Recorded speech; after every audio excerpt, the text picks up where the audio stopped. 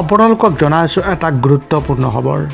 সত্ৰৰ সত্ৰাধিকাৰৰ ঘৰত চুৰিকাণ্ড। শ্ৰী শ্ৰী আলিপুখুৰী পাতিকিবৰী সত্ৰ আৰু শ্ৰী শ্ৰী লেটেৰী শলগুৰি সত্ৰৰ সত্ৰাধিকাৰ শ্ৰী শ্ৰী বীৰেন মহন্তৰ ঘৰত চুৰিকাণ্ড।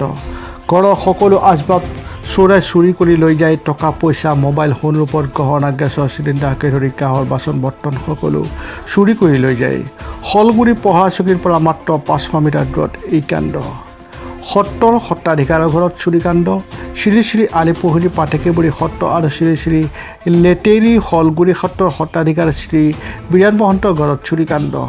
ঘৰত সকলো আচবাব চোৰে চুৰি কৰি লৈ যায়। টকা পইচা, মোবাইল, সোণ ৰূপৰ গহনা, গেছৰ চিলিণ্ডাৰকে ধৰি কাঁহৰ বাচন বৰ্তন সকলো চুৰি কৰি লৈ যায়। শলগুৰি পহৰা চকীৰ পৰা প্ৰায় 500 মিটাৰ দূৰত এই চুৰিকাণ্ড। আজি যোৱা ৰাতি আমি প্ৰায় 2:30 বজাতে গম পাইছোঁ। তাৰমানে মোৰ পিছফালৰ দৰ্জাখন চোৰে ভাঙি পেলাই, চুৰিতে ভাঙি পেলাই তাৰপিছত মোৰ ৰুমত প্ৰৱেশ কৰে আৰু ৰুমৰ দৰ্জাও তাৰমানে কেনেকৈ খুলিছে আৰু নাজানো, কিন্তু আমাক তাৰমানে অচেতন কৰি দিছে। আমি ক'ব নোৱাৰোঁ। দৰ্জা তাৰমানে লাইট চাইট চব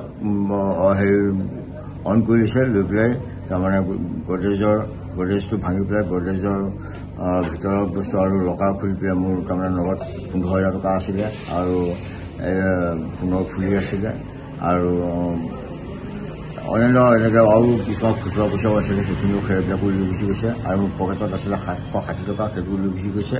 তাৰ বাহিৰে মোৰ ল'ৰাটো আহিছিলে, ল'ৰাটোৰ এটা OnePlus মোবাইল আৰু এটা চেমচাং মোবাইল দামী, তাৰ মূল্য প্ৰায় 50-60,000 টকা হ'ব দুটা মোবাইলৰ মূল্য। সেয়া নিয়াৰ বাহিৰেও কাঁহৰ কাঁহী বাতি 5যোৰ নিছে, তাৰপিছত এটা খালী চিলিণ্ডাৰ নিছে, এটা প্ৰেছাৰ কুকাৰ নিছে। তাৰ বাহিৰে এইবিলাক সৰু সুৰা কিবা কিবি এইবিলাক দাইলৰ চাউল বা এইবিলাক নিয়াটো বাকী এইবিলাক আমি ধৰা নাই, কিন্তু এই বস্তুখিনি নিয়াৰ কাৰণে আমি বহুত দুখিত হৈ গৈছোঁ। পুলিচ আহিছিলে? পুলিচ আহিছিলে। ৰাতিপুৱা গৈছোঁ, আমাৰ ইয়াত শলগুৰি আউটপোষ্ট আছে, আউটপোষ্টত গৈ পেলাই জনোৱাৰ লগে লগে পুলিচ আহিছে, আহি পেলাই ইনভেষ্টিগেশ্যন কৰিছে, ফটো চটো লৈছে। কিবা সন্দেহ আছে নেকি? সন্দেহটো কাৰ ওপৰত কৰিব, সন্দেহটো কাৰ ওপৰত কৰিব নোৱাৰোঁ। গতিকে আমি প্ৰশাসনকো কৈছোঁ যে আপোনালোকে অকণমান তদন্ত কৰি পেলাই ইয়াৰ উচিত বিচাৰটো কৰক আপোনালোকে।